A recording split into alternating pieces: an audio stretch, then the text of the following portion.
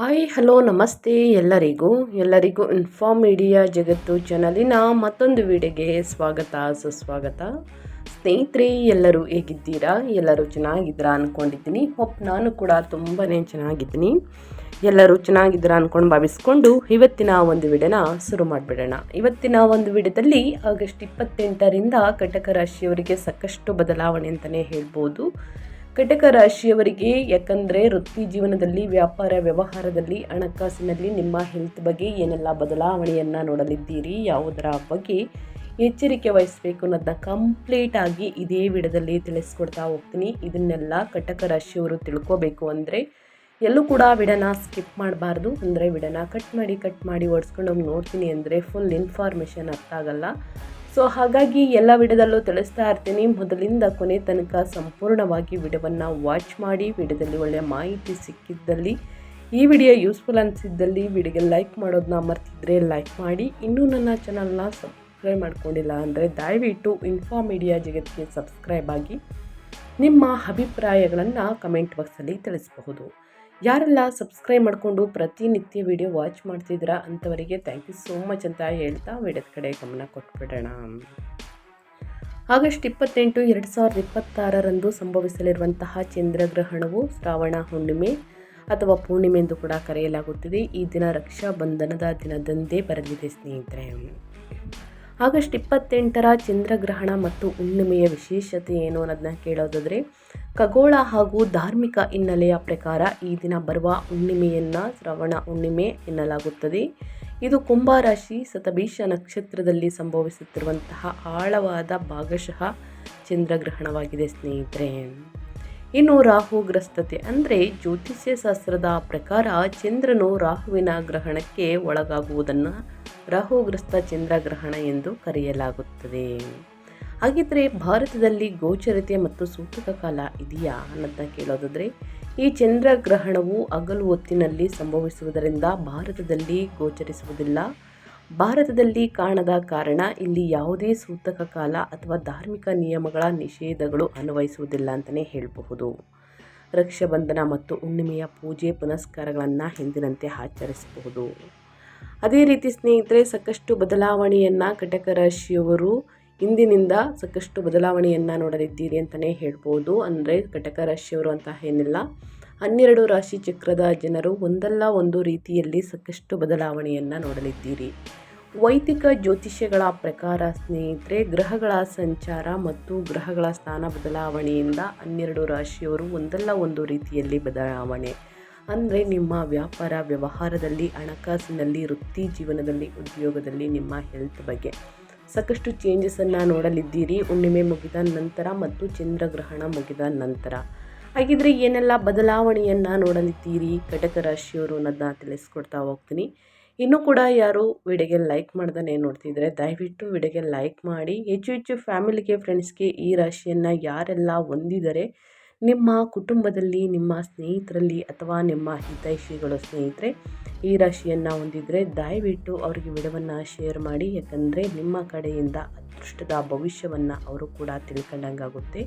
So ಹಾಗಾಗಿ ವಿಡಿಯೋವನ್ನು share ಮಾಡಿ ಸ್ನೇಹಿತರೆ ಅಂತ ಹೇಳ್ತಾ, ಕಮೆಂಟ್ ಬಾಕ್ಸಲ್ಲಿ ಓಂ ನಮಃ ಶಿವಾಯ ಎಂದು ಕಮೆಂಟ್ ಮಾಡಿ. ಶಿವನ ಅನುಗ್ರಹದಿಂದ ಜೀವನದಲ್ಲಿರುವ ಕಷ್ಟ, ಸಮಸ್ಯೆ, ಅಡಚಣೆ, ತೊಂದರೆ ಏನೇ ಇದ್ದರೂ ಕೂಡ ಅವೆಲ್ಲವೂ ಸಂಪೂರ್ಣವಾಗಿ ನಿವಾರಣೆಯಾಗಲಿ ಅಂತ ಹೇಳ್ತಾ ವಿಡಿಯೋದ ಕಡೆ ಗಮನ ಕೊಟ್ಬಿಡೋಣ. ಅದೃಷ್ಟದ ವಿಷಯದಲ್ಲಿ ತಾಳ್ಮೆ ಇರಲಿ ಸ್ನೇಹಿತರೆ. ಕಟಕ ರಾಶಿಯವರಿಗೆ ಒಟ್ಟಾರೆಯಾಗಿ ಹೇಳಬೇಕು ಅಂದರೆ, ನಿಮ್ಮ 9ನೆಯ ಮನೆಯಲ್ಲಿ ಮುಂದುವರೆದಿರುವಂತಹ ವಕ್ರಿ ಶನಿಯು ನಿಮ್ಮ ಅದೃಷ್ಟವನ್ನು ಮತ್ತು ಉನ್ನತ ಶಿಕ್ಷಣವನ್ನು ವಿಳಂಬಗೊಳಿಸುವುದನ್ನು ಮುಂದುವರಿಸುತ್ತದೆ. ಪ್ರಗತಿಯನ್ನು ಬಲವಂತವಾಗಿ ಸಾಧಿಸಲು ಪ್ರಯತ್ನಿಸಬೇಡಿ. ಶಿಸ್ತುಬದ್ಧವಾದ ದೀರ್ಘಕಾಲೀನ ಪ್ರಯತ್ನವು ಅಂತಿಮವಾಗಿ ಅಪೇಕ್ಷಿತ ಅದೃಷ್ಟವನ್ನು ತಂದುಕೊಡುತ್ತದೆ ಎಂಬುದನ್ನು ಕಟ್ಟುನಿಟ್ಟಾಗಿ ನಂಬಬೇಕಾಗುತ್ತದೆ. ಇನ್ನು ಸಹೋದರರ ಸಹಾಯವನ್ನು ಪಡೆಯಬೇಕಾಗುತ್ತದೆ. ಕಟಕ ರಾಶಿಯವರು, ನಿಮ್ಮ 3ನೇ ಮನೆಯಲ್ಲಿ ನೀಚ ಸ್ಥಿತಿಯಲ್ಲಿರುವಂತಹ ಶುಕ್ರನು ನಿಮ್ಮ ಮಾತಿನಲ್ಲಿ ಮೃದುತ್ವವನ್ನು ತರುತ್ತಾನೆ ಮತ್ತು ಸಣ್ಣ ಪ್ರಯಾಣಗಳನ್ನು ಪ್ರೋತ್ಸಾಹಿಸುತ್ತಾನೆ. ಈ ತಿಂಗಳು ತೀವ್ರ ಭಾವನಾತ್ಮಕ ಪ್ರಸ್ಫುದ್ಧತೆಯನ್ನು ಎದುರಿಸಲು ನಿಮ್ಮ ಸಹೋದರರು ಮತ್ತು ನೆರೆಯವರ ಸೌಮ್ಯ ಬೆಂಬಲವನ್ನು ನಂಬಿಕೊಳ್ಳಿ. ಇನ್ನು ಅದೇ ರೀತಿ ಗುಪ್ತ ಖರ್ಚುಗಳನ್ನು ನಿರ್ವಹಿಸಬೇಕಾಗುತ್ತದೆ. ಮಂಗಳನು ನಿಮ್ಮ ನಷ್ಟದ 12ನೇ ಮನೆಯಲ್ಲಿ ಸಂಚರಿಸುತ್ತಿರುವಾಗ ಅನಿರೀಕ್ಷಿತ ವಿದೇಶಿ ಅಥವಾ ವೈದ್ಯಕೀಯ ಬಿಲ್ಗಳು ಎದುರಾಗುತ್ತವೆ. ಈ ಹಠಾತ್ ಖರ್ಚುಗಳು ನಿಮ್ಮ ಕೂಡಿಟ್ಟಂತಹ ಹಣ, ಕೌಟುಂಬಿಕ ಸಂಪತ್ತನ್ನು ಅಸ್ಥಿರಗೊಳಿಸದಂತೆ ನಿಮ್ಮ ಹಣಕಾಸನ್ನು ಬಹಳ ಎಚ್ಚರಿಕೆಯಿಂದ ಗಮನಿಸಬೇಕಾಗುತ್ತದೆ. ನಿಮ್ಮ ಆಂತರಿಕ ನೆಮ್ಮದಿಯನ್ನು ಕಾಪಾಡಿಕೊಳ್ಳಿ. ಸೂರ್ಯನು ನಿಮ್ಮ ಮೊದಲನೆಯ ಮನೆಯಲ್ಲಿ ಅಹಂಕಾರದ ಘರ್ಷಣೆಗಳನ್ನು ತೀವ್ರಗೊಳಿಸುತ್ತಿರುವಾಗ ನಿಮ್ಮ ಭಾವನಾತ್ಮಕ ಶಾಂತಿಗೆ ಆದ್ಯತೆ ನೀಡಿ. ಒತ್ತಡ ತರುವ ಅಧಿಕಾರಿಗಳ ರಾಜಕಾರಣದಿಂದ ದೂರವಿರಿ ಅಂತಲೇ ಹೇಳ್ಬೋದು ಕಟಕ ರಾಶಿಯ ವ್ಯಕ್ತಿಗಳಿಗೆ. ಮತ್ತು ಆಳವಾದಂತಹ ಶಾಂತಿಯುತ ಸುರಕ್ಷಿತವಾದ ಮನೆಯ ವಾತಾವರಣವನ್ನು ಕಾಪಾಡಿಕೊಳ್ಳಲು ಗಮನ ಹರಿಸಬೇಕಾಗುತ್ತದೆ. ಒಟ್ಟಾರೆಯಾಗಿ ಹೇಳಬೇಕು ಅಂದರೆ ಏನೆಲ್ಲ ಬದಲಾವಣೆಯನ್ನು ನೋಡಲಿದ್ದೀರಿ ಅನ್ನೋದನ್ನ ಕಂಪ್ಲೀಟಾಗಿ ತಿಳಿಸ್ಕೊಟ್ಟಿದ್ದೀನಿ. ಇನ್ನು ಈ ದಿನ ರಾಹು ಮತ್ತು ಕೇತುವಿನ ಪ್ರಭಾವ ಹೇಗಿರಲಿದೆ ಅಂದರೆ, ರಾಹು 8ನೇ ಮನೆಯಲ್ಲಿ ವಕ್ರಿ, ತಿಂಗಳ ಪೂರ್ತಿ ಸಂಚಾರ, ಹಠಾತ್ ಘಟನೆಗಳು, ಪಿತ್ರಾರ್ಜಿತ ಸಂಪತ್ತು ಮತ್ತು ಸಾಂಪ್ರದಾಯಿಕವಲ್ಲದ ಸಮಸ್ಯೆ ಪರಿಹಾರ ವಿಧಾನಗಳನ್ನು ಬೇಡುವಂತಹ ಗುಪ್ತ ಅಡಚಣೆಗಳ ಬಗ್ಗೆ ಆಳವಾದಂತಹ ಆತಂಕಗಳನ್ನು ಮುಂದುವರಿಸುತ್ತದೆ. ಇನ್ನು ಕೇತು 2ನೇ ಮನೆಯಲ್ಲಿ ವಕ್ರಿ, ತಿಂಗಳ ಪೂರ್ತಿ ನಿಮ್ಮ ಕೌಟುಂಬಿಕ ಸಂಬಂಧಗಳು ಮತ್ತು ಕೂಡಿಟ್ಟಂತಹ ಹಣಕಾಸಿನ ಸಂಪತ್ತಿನ ಬಗ್ಗೆ ಗುಪ್ತ ಅಭದ್ರತೆಗಳನ್ನು ಮತ್ತು ಆಧ್ಯಾತ್ಮಿಕ ನಿಲ್ಪತ್ತೆಯ ಗಾಢವಾದಂತಹ ಭಾವನೆಯನ್ನು ಮುಂದುವರಿಸುತ್ತದೆ. ಇದು ಗ್ರಹಗಳ ಸಂಚಾರ ಮತ್ತು ಗ್ರಹಗಳ ಸ್ಥಾನ ಬದಲಾವಣೆ ಅಂತಲೇ ಹೇಳ್ಬೋದು ಕಟಕ ರಾಶಿಯವರಿಗೆ. ಈ ದಿನದಿಂದ ವ್ಯಾಪಾರ ವ್ಯವಹಾರದಲ್ಲಿ ಏನೆಲ್ಲ ಬದಲಾವಣೆಯನ್ನು ನೋಡಲಿದ್ದೀರಿ ಅನ್ನೋದಾದರೆ, ಮಂಗಳನು ನಿಮ್ಮ ನಷ್ಟದ 12ನೇ ಮನೆಗೆ ಧುಮುಕುವುದರಿಂದ ಉದ್ಯಮಿಗಳು ಈ ತಿಂಗಳು ಅತ್ಯಂತ ಪ್ರಕ್ಷುಬ್ಧ ವಾತಾವರಣವನ್ನು ಎದುರಿಸಬೇಕಾಗುತ್ತದೆ. ಹಠಾತ್ ಕಾರ್ಯಾಚರಣೆಯ ಖರ್ಚುಗಳು, ಉತ್ಪನ್ನ ಬಿಡುಗಡೆಗಳು ಅಥವಾ ಏಕಾಂತದ ವಿಳಂಬಗಳು ಅಥವಾ ನಿಮ್ಮ ಲಾಭವನ್ನು ಹತ್ತುಕೊಳ್ಳುವಂತಹ ಗುಪ್ತ ಸ್ಪರ್ಧೆಗೆ ನೀವು ಸಿದ್ಧರಾಗಿರಬೇಕು. ಈ ಸಮಯದಲ್ಲಿ ವಿದೇಶಿ ಮಾರುಕಟ್ಟೆಗಳಿಗೆ ವಿಸ್ತರಿಸುವುದನ್ನು ತಪ್ಪಿಸಿ, ಏಕೆಂದರೆ ವೆಚ್ಚಗಳು ಪ್ರಯೋಜನಗಳಿಗಿಂತ ಬಹಳ ಹೆಚ್ಚಿರುತ್ತವೆ. ಇದಲ್ಲದೆ ನಿಮ್ಮ 1ನೇ ಮನೆಯಲ್ಲಿ ಮುಂದುವರಿದಿರುವಂತಹ ಉಚ್ಚ ಗುರುವು ನಿಮ್ಮ ದೈಹಿಕ ಉಪಸ್ಥಿತಿಯನ್ನು ವಿಸ್ತರಿಸುತ್ತದೆ, ಆದರೆ ಸಂಭಾವ್ಯ ಸಾಲಗಳು ಅಥವಾ ಅಡೆತಡೆಗಳನ್ನು ದೊಡ್ಡದಾಗಿ ತೋರಿಸುತ್ತದೆ.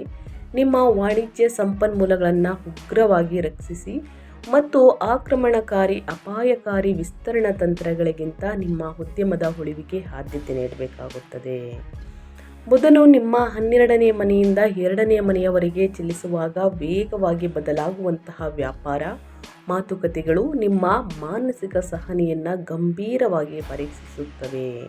ವಿಶೇಷವಾಗಿ ಆಗಸ್ಟ್ ಮಧ್ಯಭಾಗದಿಂದ ಸುಮಾರಿಗೆ ಒಪ್ಪಂದಗಳು ವಿಳಂಬವಾಗುವುದನ್ನು, ತಪ್ಪಾಗಿ ಅರ್ಥೈಸಿಕೊಳ್ಳುವುದನ್ನು ಅಥವಾ ಗುಪ್ತ ಷರತ್ತುಗಳಿಂದ ಭಾರವಾಗುವುದನ್ನು ನಿರೀಕ್ಷಿಸಿ.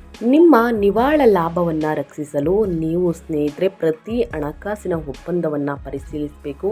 ಈ ಸವಾಲಿನ ವಾತಾವರಣವನ್ನು ನ್ಯಾವಿಗೇಟ್ ಮಾಡಲು ಒಪ್ಪಂದಗಳು ನಿಂತು ಹೋದಾಗ ಸ್ನೇಹಿತರೆ ಆದಷ್ಟು ಭಾವನಾತ್ಮಕ ನಿರ್ಧಾರಗಳನ್ನು ಮಾಡುವುದನ್ನು ತಪ್ಪಿಸಿ. ನಿಮ್ಮ ಅತ್ಯಂತ ವಿಶ್ವಾಸಾರ್ಹ ದೀರ್ಘಕಾಲೀನ ಗ್ರಾಹಕರಿಗೆ ಸೇವೆ ಸಲ್ಲಿಸುವುದರ ಮೇಲೆ ಮತ್ತು ಅನಗತ್ಯ ಓವರ್ ಹೆಡ್ ವೆಚ್ಚಗಳನ್ನು ಕಡಿತಗೊಳಿಸುವುದರ ಮೇಲೆ ಸಂಪೂರ್ಣವಾಗಿ ಗಮನ ಹರಿಸಬೇಕಾಗುತ್ತದೆ. ನಿಮ್ಮ ಅಡಿಪಾಯವನ್ನು ಬಲವಾಗಿ ಭದ್ರಪಡಿಸುವುದರಿಂದ ನೀವು ವ್ಯವಹಾರವು ವಾಣಿಜ್ಯ ಅನಿಶ್ಚಿತತೆಯ ಈ ತೀವ್ರ ಬಿರುಗಾಳಿಯನ್ನು ಎದುರಿಸಬಹುದು. ಅದೇ ರೀತಿ ಹಣಕಾಸಿನ ಬಗ್ಗೆ ಹೇಳೋದಾದರೆ, ಕಟಕ ರಾಶಿಯವರಿಗೆ ಆಗಸ್ಟ್ ದ್ವಿತೀಯಾರ್ಧದ ವೇಳೆಗೆ ನಿಮ್ಮ ಖರ್ಚುಗಳ 12ನೇ ಮನೆಗೆ ಅಧಿಪತಿಯಾದ ಬುಧನು ನಿಮ್ಮ 12ನೇ ಮನೆಯಿಂದ 2ನೇ ಮನೆಗೆ ಅತ್ಯಂತ ಅಸ್ಥಿರಗೊಳಿಸುವ ಬದಲಾವಣೆಗಳನ್ನು ಮಾಡುವುದರಿಂದ ನಿಮ್ಮ ಸಂಪತ್ತಿಗೆ ಆಕ್ರಮಣಕಾರಿ ರಕ್ಷಣೆಯ ಅಗತ್ಯವಿರುತ್ತದೆ. ವಿದೇಶಿ ವಿಷಯಗಳು, ಕಾನೂನು ಸಮಸ್ಯೆಗಳು ಅಥವಾ ಹಠಾತ್ ಆರೋಗ್ಯ ವೆಚ್ಚಗಳಿಗೆ ಸಂಬಂಧಿಸಿದ ಗೊಂದಲಮಯ ಬಿಲ್ಗಳ ಹಠಾತ್ ದಾಳಿಯನ್ನು ನೀವು ಎದುರಿಸಬೇಕಾಗುತ್ತದೆ. ನಿಮ್ಮ 8ನೇ ಮನೆಯಲ್ಲಿರುವಂತಹ ನೀಚ ಶುಕ್ರನು ಸಣ್ಣ ಸಾಹಸಗಳ ಮೂಲಕ ಅಥವಾ ಸಹೋದರರ ಸಹಾಯದಿಂದ ಸಣ್ಣ ಆದರೆ ಸ್ನೇಹಿತರೆ ಪ್ರಮುಖ ಬೆಂಬಲದ ಪ್ರವಾಹವನ್ನು ನೀಡುತ್ತಾನೆ. ನಿಮ್ಮ ಕೌಟುಂಬಿಕ ಬಜೆಟನ್ನು ನೀವು ತಕ್ಷಣವೇ ಲಾಕ್ ಮಾಡಬೇಕು.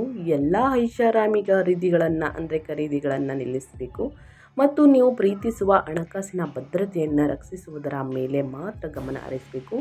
ನಿಮ್ಮ ಅದೃಷ್ಟದ 9ನೇ ಮನೆಯಲ್ಲಿ ವಕ್ರಿ ಶನಿಯ ನಿರಂತರ ಉಪಸ್ಥಿತಿಯಿಂದಾಗಿ ದೀರ್ಘಕಾಲೀನ ಹೂಡಿಕೆಗಳು ಸ್ತಬ್ಧವಾಗಿರುತ್ತವೆ. ಈ ಮುಂದುವರಿದ ಸಂಚಾರವು ಹಠಾತ್ ಲಾಭಗಳನ್ನು ಮುಂದಾಗಿ ನಿರ್ಬಂಧಿಸುತ್ತದೆ ಮತ್ತು ನಿಮ್ಮ ಪಿತ್ರಾರ್ಜಿತ ಸಂಪತ್ತಿನ ಬಗ್ಗೆ ಅಪಾರ ಶಿಸ್ತನ್ನು ಬಯಸುತ್ತದೆ. ಪ್ರಸ್ತುತ ಗ್ರಹಗಳ ವಾತಾವರಣವು ಲಾಭಕ್ಕಿಂತ ವಿನಾಶಕಾರಿ ನಷ್ಟಗಳನ್ನು ಹೆಚ್ಚು ಸ್ನೇಹಿತರೆ ಸೃಷ್ಟಿಸಬಹುದು. ಆದಷ್ಟು ಅಪಾಯಕಾರಿ ಊಹಾಪೋಹಗಳ ಮೂಲಕ ಹಣಕಾಸಿನ ಬೆಳವಣಿಗೆಯನ್ನು ಬಲವಂತವಾಗಿ ಸಾಧಿಸಲು ಪ್ರಯತ್ನಿಸಬೇಡಿ. ಬದಲಾಗಿ ಸಂಪ್ರದಾಯವಾದಿ ಹಣಕಾಸು ಸಲಹೆಗಾರರೊಂದಿಗೆ ಸಮಾಲೋಚಿಸಿ ಅಸ್ತಿತ್ವದಲ್ಲಿರುವಂತಹ ಸಾಲಗಳನ್ನು ತೀರಿಸಲು ಆದ್ಯತೆ ನೀಡಿ ಮತ್ತು ನಿಮ್ಮ ಸಹಜ ಎಚ್ಚರಿಕೆಯನ್ನು ಅವಲಂಬಿಸಿ ಕಟ್ಟುನಿಟ್ಟಾದ ರಕ್ಷಣಾತ್ಮಕ ಹಣಕಾಸಿನ ನಿಲುವನ್ನು ಕಾಯ್ದುಕೊಳ್ಳುವುದು ಈ ತೀವ್ರ ಸವಾಲಿನ ಆರ್ಥಿಕ ಅವಧಿಯನ್ನು ಬದುಕುಳಿಯಲು ನಿಮ್ಮ ಏಕೈಕ ವಿಶ್ವಾಸಾರ್ಹ ವಿಧಾನವಾಗಿದೆ ಅಂತಲೇ ಹೇಳಬಹುದು. ಒಟ್ಟಾರೆಯಾಗಿ ಹೇಳಬೇಕು ಅಂದರೆ ಹಣಕಾಸಿನ ವಿಚಾರದಲ್ಲಿ ಯಾವುದರ ಬಗ್ಗೆ ಕಟಕ ರಾಶಿಯ ವ್ಯಕ್ತಿಗಳು ಎಚ್ಚರಿಕೆ ವಹಿಸಬೇಕು ಅಂತ ಕಂಪ್ಲೀಟಾಗಿ ತಿಳಿಸ್ಕೊಟ್ಟಿದ್ದೀನಿ. ಇನ್ನು ಮೇಯ್ನಾಗಿ ನಿಮ್ಮ ಹೆಲ್ತ್ ಬಗ್ಗೆ ಹೇಳೋದಾದರೆ ಗ್ರಹಣ ಮುಗಿದ ನಂತರ ಅಥವಾ ಹುಣ್ಣಿಮೆ ಮುಗಿದ ನಂತರ ನಿಮ್ಮ ದೈಹಿಕ ಚೈತನ್ಯವು ಗಂಭೀರವಾಗಿ ರಾಜಿ ಮಾಡಿಕೊಳ್ಳಲ್ಪಟ್ಟಿದೆ. ತಕ್ಷಣದ ಮತ್ತು ನಿರಂತರ ಗಮನದ ಅಗತ್ಯವಿದೆ. ಆಗಸ್ಟ್ ದ್ವಿತೀಯಾರ್ಧದಲ್ಲಿ ನಿಮ್ಮ 1ನೇ ಮನೆಯ ಮೂಲಕ ಸೂರ್ಯನ ಉರಿಯುತ್ತಿರುವ ಸಂಚಾರವು ನಿಮ್ಮ ದೇಹವನ್ನು ಬಿಸಿ ಮಾಡುತ್ತದೆ. ತೀವ್ರವಾದ ತಲೆನೋವು, ಕಣ್ಣಿನ ಆಯಾಸ ಮತ್ತು ರಕ್ತದೊತ್ತಡದಲ್ಲಿ ಅಪಾಯಕಾರಿ ಏರಿಕೆಗಳನ್ನು ತರುತ್ತದೆ. ಅದೇ ಸಮಯದಲ್ಲಿ ನಿಮ್ಮ 7ನೇ ಮನೆಯಲ್ಲಿರುವಂತಹ ಮಂಗಳನು ನಿಮ್ಮ ನಿದ್ರೆಯ ಮಾದರಿಯನ್ನು ತೀವ್ರವಾಗಿ ಅಸ್ತವ್ಯಸ್ತಗೊಳಿಸುತ್ತಾನೆ. ನಿಮ್ಮನ್ನು ನಿರಂತರವಾಗಿ ಸುಸ್ತಾಗುವಂತೆ ಮತ್ತು ಗುಪ್ತ ಸೋಂಕುಗಳಿಗೆ ಗುರಿಯಾಗುವಂತೆ ಮಾಡುತ್ತಾನೆ. ಈ ಅಪಾರ ಜ್ಯೋತಿಷ್ಯದ ಒತ್ತಡದ ಅಡಿಯಲ್ಲಿ ನಿಮ್ಮ ದುರ್ಬಲ ರೋಗ ನಿರೋಧಕ ಶಕ್ತಿ ಕುಸಿದು ಹೋಗದಂತೆ ತಡೆಯಲು ನೀವು ತುರ್ತಾಗಿ ಆಳವಾದಂತಹ ವಿಶ್ರಾಂತಿಗೆ ಆದ್ಯತೆ ನೀಡಬೇಕು. ಒತ್ತಡದ ಪರಿಸರದಿಂದ ದೂರ ಸರಿಯಬೇಕು ಮತ್ತು ಅತ್ಯಂತ ಶಾಂತಗೊಳಿಸುವಂತಹ ಕೌಟುಂಬಿಕ ಆಶ್ರಯವನ್ನು ಸೃಷ್ಟಿಸಬೇಕು. ನಿಮ್ಮ 8ನೇ ಮನೆಯ ಮೂಲಕ ರಾಹು ತನ್ನ ವಕ್ರಿ ಪ್ರಯಾಣವನ್ನು ಮುಂದುವರಿಸಿರುವುದರಿಂದ ದೀರ್ಘಕಾಲದ ಆತಂಕ ಮತ್ತು ಮಾನಸಿಕ ಸಂಕಷ್ಟವು ಬಹಳವಾಗಿ ವರ್ಧಿಸಲ್ಪಡುತ್ತದೆ. ಈ ನಡೆಯುತ್ತಿರುವಂತಹ ಸಂಚಾರವು ದೈಹಿಕ ಘಟನೆಗಳು ಅಥವಾ ಗುಪ್ತ ಕಾಯಿಲೆಗಳ ಬಗ್ಗೆ ಆಳವಾದಂತಹ ಗೀಳುಗಳನ್ನು ಸೃಷ್ಟಿಸುತ್ತದೆ. ನಿಮ್ಮ ಯೋಗಕ್ಷೇಮದ ಬಗ್ಗೆ ಕೆಟ್ಟದನ್ನು ಯೋಚಿಸುವಂತೆ ಮಾಡುತ್ತದೆ. ಈ ಮಾನಸಿಕ ನೆರಳುಗಳು ನಿಮ್ಮ ಭಾವನಾತ್ಮಕ ನೆಮ್ಮದಿಯನ್ನು ನುಂಗಲು ಬಿಡಬೇಡಿ. ವಾಸ್ತವದಲ್ಲಿ ನಿಮ್ಮನ್ನು ನೆಲೆಗೊಳಿಸಲು ನಿಯಮಿತ ವೈದ್ಯಕೀಯ ತಪಾಸಣೆಗಳನ್ನು ನಿಗದಿಪಡಿಸುವ ಮೂಲಕ ಈ ಆಳವಾದಂತಹ ಆತಂಕವನ್ನು ಎದುರಿಸಿ. ಪ್ರತಿದಿನ ಧ್ಯಾನ ಅಥವಾ ಈಜುವಿಕೆಯಂತಹ ಸೌಮ್ಯವಾದಂತಹ ಚೈತನ್ಯದಾಯಕ ಅಭ್ಯಾಸಗಳನ್ನು ನಿಮ್ಮ ದೈನಂದಿನ ದಿನಚರಿಯಲ್ಲಿ ಸೇರಿಸಿಕೊಳ್ಳಿ ಸ್ನೇಹಿತರೆ. ಹಠಾತ್ ಅನಿರೀಕ್ಷಿತ ವೈದ್ಯಕೀಯ ವಿಪತ್ತುಗಳ ಬಗ್ಗೆ ಚಿಂತಿಸುವುದಕ್ಕಿಂತ ನಿಮ್ಮ ದೇಹವನ್ನು ಪೋಷಿಸುವುದರ ಮೇಲೆ ದೃಢವಾಗಿ ಗಮನ ಹರಿಸಿ. ಒಟ್ಟಾರೆಯಾಗಿ ಹೇಳಬೇಕು ಅಂದರೆ ಏನೆಲ್ಲ ಬದಲಾವಣೆಯನ್ನು ನೋಡಲಿದ್ದೀರಿ ಅಂತ ಕಂಪ್ಲೀಟಾಗಿ ತಿಳಿಸ್ಕೊಟ್ಟಿದ್ದೀನಿ ಸ್ನೇಹಿತರೆ. ಇನ್ನು ಕೌಟುಂಬಿಕ ಜೀವನದ ಬಗ್ಗೆ ಹೇಳೋದಾದರೆ ಕೇತುವು ನಿಮ್ಮ 2ನೇ ಮನೆಯಲ್ಲಿ ತನ್ನ ವಕ್ರಿ ಸಂಚಾರವನ್ನು ಮುಂದುವರಿಸಿರುವುದರಿಂದ ನಿಮ್ಮ ಸೇರಿದವರ ಭಾವನೆಯು ಆಳವಾದಂತಹ ಆಂತರಿಕ ಬಿಕ್ಕಟ್ಟನ್ನು ಎದುರಿಸುತ್ತದೆ. ಈ ನಡೆಯುತ್ತಿರುವ ಶಕ್ತಿಯು ಆಳವಾದಂತಹ ಸ್ವಯಂ ಕೀಳರಿಮೆ, ಅಭಾಗಲಬ್ಧ ಭಯ ಮತ್ತು ನಿಮ್ಮ ತಕ್ಷಣದ ಕುಟುಂಬದ ಸದಸ್ಯರಿಂದ ಆಧ್ಯಾತ್ಮಿಕ ನಿಲ್ಪತ್ತೆಯನ್ನು ಉಂಟು ಮಾಡುತ್ತದೆ. ಇದಕ್ಕೆ ವಿರುದ್ಧವಾದ ಸಾಕ್ಷಿಗಳಿದ್ದರೂ ನೀವು ಸಂಪೂರ್ಣವಾಗಿ ತಪ್ಪಾಗಿ ಅರ್ಥೈಸಲ್ಪಟ್ಟಿದ್ದೀರಿ ಅಥವಾ ಆರ್ಥಿಕವಾಗಿ ಅಸುರಕ್ಷಿತವಾಗಿದ್ದೀರಿ ಎಂದು ಗಮನಿಸಬಹುದು. ಏಕಾಂಗಿತನದ ಅಭದ್ರತೆಗಳು ದಾಳಿ ಮಾಡಿದಾಗ ನಿಮ್ಮನ್ನು ನೀವು ಪ್ರತ್ಯೇಕಿಸಿಕೊಳ್ಳಬೇಡಿ ಸ್ನೇಹಿತರೆ. ಬದಲಾಗಿ ನಿಮ್ಮ ಭಯದ ಬಗ್ಗೆ ಪಾರದರ್ಶಕವಾದ ಶಾಂತವಾದ ಸಂವಹನವನ್ನು ಅಭ್ಯಾಸ ಮಾಡಿ. ಕೌಟುಂಬಿಕ ದಿನಚರಿಯಲ್ಲಿ ಸಕ್ರಿಯವಾಗಿ ಭಾಗವಹಿಸಲು ಮತ್ತು ಒಟ್ಟಿಗೆ ಕೂತು ಊಟ ಮಾಡಲು ಆಯ್ಕೆ ಮಾಡಿಕೊಳ್ಳುವಂತಹ ಮೂಲಕ ನೀವು ಹಂಬಲಿಸುವಂತಹ ಭಾವನಾತ್ಮಕ ಉಷ್ಣತೆ ಮತ್ತು ಭದ್ರತೆಯನ್ನು ನೀವು ಸ್ನೇಹಿತರೆ ಮರುನಿರ್ಮಾಣ ಮಾಡಬಹುದು. ಒಟ್ಟಾರೆಯಾಗಿ ಹೇಳಬೇಕು ಅಂದರೆ ಏನೆಲ್ಲ ಬದಲಾವಣೆಯನ್ನು ಕುಟುಂಬದಲ್ಲಿ ನೋಡಲಿದ್ದೀರಿ ಅಂತ ತಿಳಿಸ್ಕೊಟ್ಟಿದ್ದೀನಿ. ನೀಚ ಶುಕ್ರನು ಸೌಮ್ಯ ಸಂವಹನದಲ್ಲಿ ಪ್ರೋತ್ಸಾಹಿಸುವುದರಿಂದ ಸಣ್ಣ ಚೈತನ್ಯದಾಯಕ ಪ್ರವಾಸಗಳು ಅಥವಾ ಬೆಂಬಲಿತ ನೆರೆಯವರೊಂದಿಗೆ ಭೇಟಿಗಳ ಮೂಲಕ ಸಂಘರ್ಷಗಳನ್ನು ಯಶಸ್ವಿಯಾಗಿ ಮಧ್ಯಸ್ಥಿಕೆ ವಹಿಸಲು ನಿಮಗೆ ಅನುವು ಮಾಡಿಕೊಡುತ್ತದೆ. ಒಟ್ಟಾರೆಯಾಗಿ ಹೇಳಬೇಕು ಅಂದರೆ ಸ್ನೇಹಿತರೆ ಗ್ರಹಣ ಮುಗಿದ ನಂತರ ಸಣ್ಣ ಪುಟ್ಟ ಸಮಸ್ಯೆಗಳು ಬರಲಿದೆ. ಸಣ್ಣ ಪುಟ್ಟ ಸಮಸ್ಯೆಗಳು, ತೊಂದರೆಗಳು, ಅಡಚಣೆಗಳು ಬರಲಿದೆ. ಅದನ್ನು ಯಾವ ರೀತಿ ಬಗೆಹರಿಸ್ಕೊಳ್ಬೇಕು ಅನ್ನೋದನ್ನ ಕಂಪ್ಲೀಟಾಗಿ ಕಟಕ ರಾಶಿಯವರಿಗೆ ತಿಳಿಸ್ಕೊಟ್ಟಿದ್ದೀನಿ. ಇನ್ನು ಗ್ರಹಣ ಮುಗಿದ ನಂತರ ಈ ಪರಿಹಾರಗಳನ್ನು ಅನುಸರಿಸಿ ಎಷ್ಟೇ ಕಷ್ಟ, ಅಡಚಣೆ, ತೊಂದರೆ ಇದ್ದರೂ ಕೂಡ ಅವೆಲ್ಲವೂ ನಿವಾರಣೆಯಾಗಲಿದೆ. ನಿಮ್ಮ ಅದೃಷ್ಟದಲ್ಲಿ ನಡೆಯುತ್ತಿರುವ ವಿಳಂಬಗಳನ್ನು ಸರಾಗಗೊಳಿಸಲು ಕಟಕ ರಾಶಿಯವರು ಹುಣ್ಣಿಮೆಯ ದಿನ ಶಿವನಿಗೆ ಎಳ್ಳೆಣ್ಣೆಯ ದೀಪವನ್ನು ಹಚ್ಚಿ ಬಡವರಿಗೆ ಆಹಾರವನ್ನು ನೀಡಿ ಮತ್ತು ಹಣಕಾಸು ಮತ್ತು ಶೈಕ್ಷಣಿಕ ಹಿನ್ನಡೆಗಳನ್ನು ತಾಳ್ಮೆಯಿಂದ ಸಹಿಸಿಕೊಳ್ಳಲು ದಶರಥ ಶನಿ ಸ್ತೋತ್ರವನ್ನು ಪಠಿಸಬೇಕಾಗುತ್ತದೆ. ಇನ್ನು ಸೂರ್ಯ ತೀವ್ರವಾದ ಅಹಂಕಾರದ ಸಂಘರ್ಷಗಳನ್ನು ತಣಿಸಲು ಮತ್ತು ನಿಮ್ಮ ಚೈತನ್ಯವನ್ನು ರಕ್ಷಿಸಲು ಪ್ರತಿ ಭಾನುವಾರ ಸೂರ್ಯೋದಯದ ಸಮಯದಲ್ಲಿ ಸೂರ್ಯನಿಗೆ ಅರ್ಘ್ಯವನ್ನು ನೀಡಿ, ಗೋಧಿ ಮತ್ತು ಬೆಲ್ಲವನ್ನು ದಾನ ಮಾಡಿ ಮತ್ತು ಸಂಪತ್ತಿನ ಬಗ್ಗೆ ವಿನಾಶಕಾರಿ ಕುಟುಂಬ ವಾದ ವಿವಾದಗಳನ್ನು ತಡೆಯಲು ಆದಿತ್ಯ ಹೃದಯ ಸ್ತೋತ್ರವನ್ನು ಪಠಿಸಬೇಕಾಗುತ್ತದೆ. ಇನ್ನು ತೀವ್ರವಾದ ವೈಯಕ್ತಿಕ ಅಡಚಣೆಗಳನ್ನು ನ್ಯಾವಿಗೇಟ್ ಮಾಡಲು ಈ ದಿನ ದಕ್ಷಿಣಾಮೂರ್ತಿ ಸ್ವಾಮಿಯನ್ನು ಪೂಜಿಸಿ ಅರಿಶಿಣ, ಕಡಲೆಬೇಳೆ, ಕಡಲೆಕಾಳನ್ನು ದಾನ ನೀಡಿ ನಿಮ್ಮ ಭಾವನಾತ್ಮಕ ನೆಮ್ಮದಿಯನ್ನು ರಕ್ಷಿಸಲು ಅಗತ್ಯವಾದಂತಹ ಆಳವಾದಂತಹ ಬುದ್ಧಿವಂತಿಕೆಯನ್ನು ಬೆಳೆಸಿಕೊಳ್ಳಲು ಗುರು ಸ್ತೋತ್ರವನ್ನು ಪಠಿಸಬೇಕಾಗುತ್ತದೆ. ಆದಷ್ಟು ಗುರು ಸ್ತೋತ್ರವನ್ನು ಪಠಿಸುವುದರಿಂದ ಸಮಸ್ಯೆಗಳು ನಿವಾರಣೆಯಾಗಲಿದೆ. ವ್ಯಾಪಾರ ವ್ಯವಹಾರದಲ್ಲಿ, ನಿಮ್ಮ ವೃತ್ತಿ ಜೀವನದಲ್ಲಿ ತಪ್ಪದೇ ಕಟಕ ರಾಶಿಯವರು ಈ ಸಣ್ಣ ಪುಟ್ಟ ಪರಿಹಾರವನ್ನು ಮಾಡಿ ಅಂತ ಹೇಳ್ತಾ ವಿಡಿಯೋವನ್ನು ಎಂಡ್ ಮಾಡ್ತಾ ಇದ್ದೀನಿ. ಇವತ್ತಿನ ಒಂದು ವಿಡಿಯೋದಲ್ಲಿ ಸಂಪೂರ್ಣ ಮಾಹಿತಿ ಸಿಕ್ಕಿದ್ದಲ್ಲಿ, ಈ ವಿಡಿಯೋ ಯೂಸ್ಫುಲ್ ಅನಿಸಿದ್ದಲ್ಲಿ ಕಟಕ ರಾಶಿಯವರಿಗೆ ವಿಡಿಯೋಗೆ ಲೈಕ್ ಮಾಡೋದನ್ನ ಮರೆತಿದ್ದೀರಾ ಸ್ನೇಹಿತರೆ, ಲೈಕ್ ಮಾಡಿ, ಸಬ್ಸ್ಕ್ರೈಬ್ ಮಾಡಿಕೊಂಡು ಇದೇ ರೀತಿ ಪ್ರತಿನಿತ್ಯ ವಿಡಿಯೋ ವಾಚ್ ಮಾಡೋದ್ರಿಂದ ಫುಲ್ ಇನ್ಫಾರ್ಮೇಷನ್ ಸಿಗಲಿದೆ.